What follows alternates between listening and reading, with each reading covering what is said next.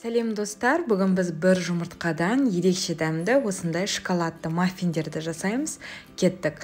Алдымен бөлме температурасындағы тұрған сары майды аламыз.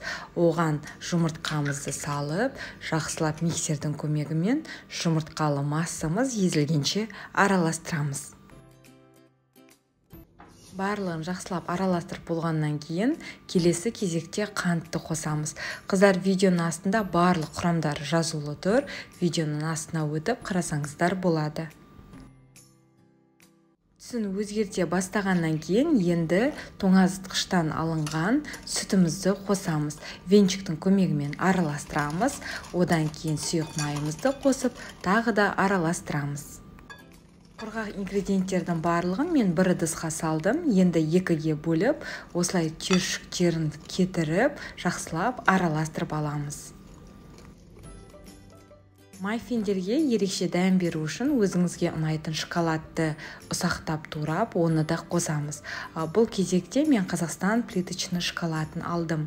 Мінеке, жақсылап барлығын араластырдым. Енді кекске арналған осындай ыдыстарға жақсылатып 1,5 қасықтан құйып шығатын боламыз. 180 градуста 25-30 минут қыздырылып тұрған пеште пісіріп аламыз. Ерекше дәмді жұп-жұмсақ болып шығатын мінеки кекстар дайын болды.